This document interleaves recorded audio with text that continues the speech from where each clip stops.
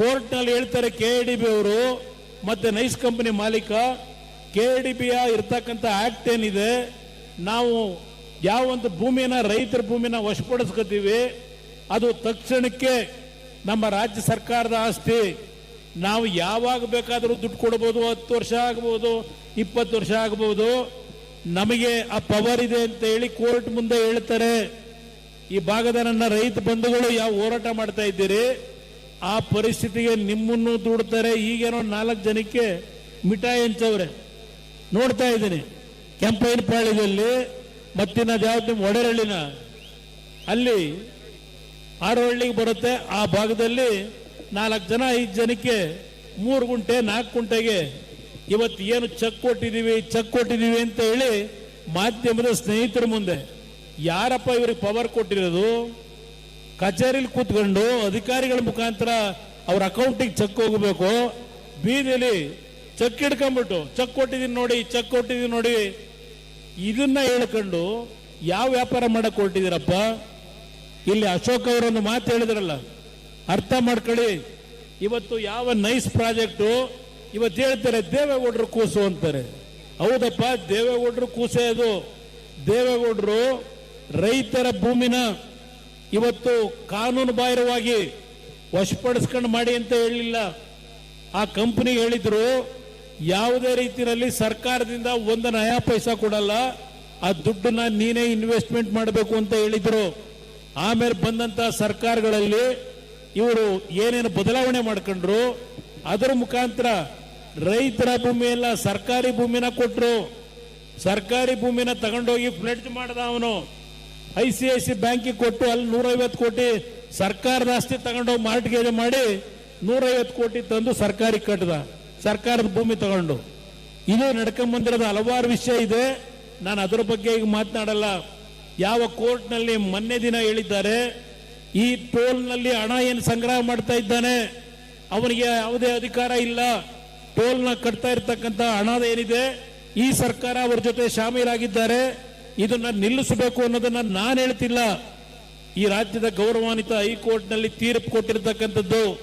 ಅದರಿಂದ ನಾನು ನಾಡಿನ ಜನತೆಗೆ ನಿನ್ನೆ ಹೇಳಿದೆ, ಯಾರು ನೀವು ಟೋಲ್ನಲ್ಲಿ ಹಣ ಕಟ್ಟಬೇಡಿ.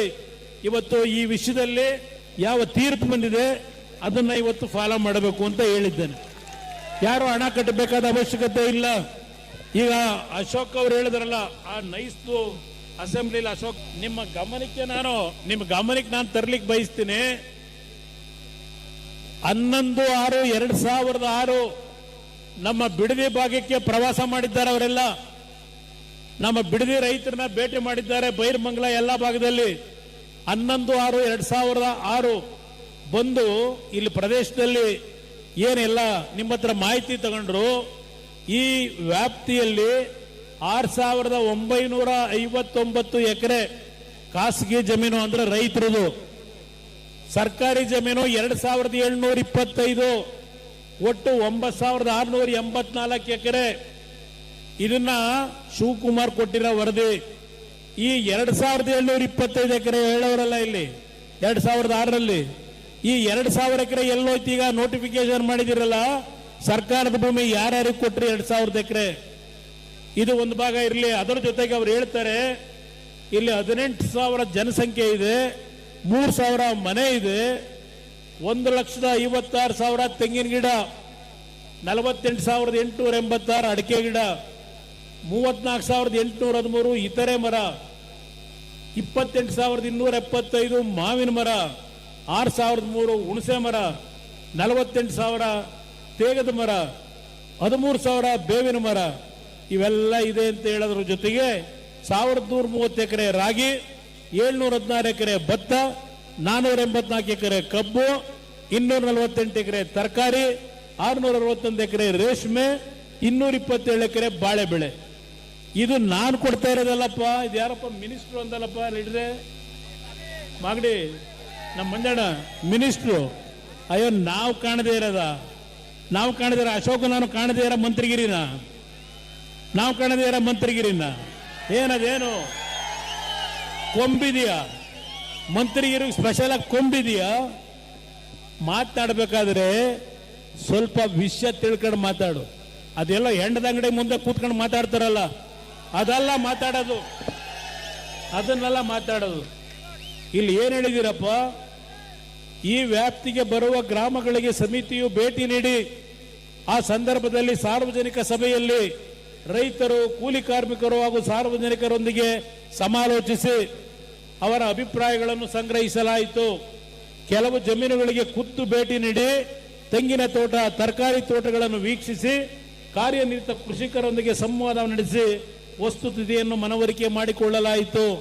ಹಾಗೆ ಹೇಳವ್ರೆ ಕೊಡಬೇಡಿ ಜಮೀನ ಅಂತ, ಅದನ್ನೇ ಮನವರಿಕೆ ಮಾಡಿಕೊಟ್ಟಿರೋದು ಅವರು, ಕೊಡಬೇಡಿ ಅಂತ. ಈ ಉಪನಗರದ ವ್ಯಾಪ್ತಿಗೆ ಬರುವ ಇಡೀ ಪ್ರದೇಶ ಅತ್ಯಂತ ಫಲವತ್ತಾಗಿದ್ದು ನೀರಾವರಿ ಬೆಳೆ ಮತ್ತು 2 ಬೆಳೆಗಳನ್ನು ಬೆಳೆಯುವ ಪ್ರದೇಶವಾಗಿದ್ದು, ಜೊತೆಗೆ ಹೈನುಗಾರಿಕೆ, ಕುರಿ ಸಾಗಾಣಿಕೆ, ರೇಷ್ಮೆ ಹುಳು ಸಾಕಾಣಿಕೆ ವ್ಯಾಪಕ ಕಾರ್ಯಕ್ಷೇತ್ರವಾಗಿರುತ್ತದೆ. ಇದಲ್ಲದೆ ತೋಟಗಾರಿಕೆಯು ಸಾಕಷ್ಟು ಸಮೃದ್ಧವಾಗಿದ್ದು ಪಶು ಸಂಪತ್ತು ಮತ್ತು ಕುರಿ ಸಂಪತ್ತು ಕೂಡ ಸಾಕಷ್ಟಿರುತ್ತದೆ. ಇದು ನಾನು ಕೊಟ್ಟಿದ್ದಲ್ಲಪ್ಪ, ನಮ್ಮ ಮಾಗಡಿ ಶಾಸಕ ನನ್ನ ಹಳೆ ಅದು ಮಿತ್ರ ಅಂತಲೂ ಹೇಳಕ್ಕಾಗಲ್ಲ. ಗೆದ್ದಿದ್ದು ಜನತಾದಳದಲ್ಲಿ 3 ಬಾರಿ, ಗೆದ್ದಿದ್ದು ಕಾಂಗ್ರೆಸ್ ಅಲ್ಲಿ 1 ಬಾರಿ, ಇನ್ನು ಬಿಜೆಪಿನಲ್ಲಿ 1 ಬಾರಿ. ಈಗ ಬಿಜೆಪಿ JDS ಬಗ್ಗೆ ಮಾತನಾಡ್ತಾರೆ. ಯಾವ ಪಕ್ಷದ ಕಾರ್ಯಕರ್ತರು ನಿಮ್ಮನ್ನ ನಿರಂತರವಾಗಿ 3 ಬಾರಿ ಗೆಲ್ಸಿದ್ರು? ಯಾಕಪ್ಪ ನಮ್ಮನ್ನು ಬಿಟ್ಟೋಗಿದ್ದು? ಏನು ಅನ್ಯಾಯ ಮಾಡಿದ್ದು? ಏನು ತಪ್ಪು ಮಾಡಿದ್ದು ನಾವು? ಅದೆಲ್ಲ ಒಂದು ಭಾಗ ಇರಲಿ.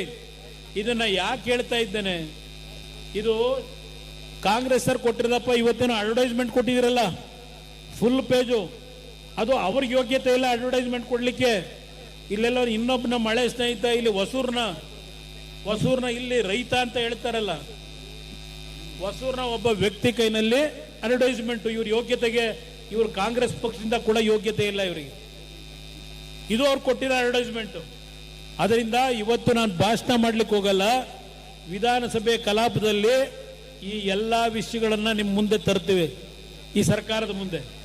ಅದರ ಜೊತೆಗೆ ಇವರೇ ಹೇಳಿದ್ದಾರೆ, ಯಾವುದೇ ರೀತಿ ಸರ್ಕಾರದ ಭೂಮಿ ಪಡೀಲಿಕ್ಕೆ ಸರ್ವೆ ಮಾಡಿಲ್ಲ, ಯಾವುದೇ ರೀತಿ ಅಧಿಸೂಚನೆ ಹೊರಡಿಸಿಲ್ಲ, ಇದೆಲ್ಲ ಕೊಟ್ಟವ್ರು ಇಲ್ಲಿ.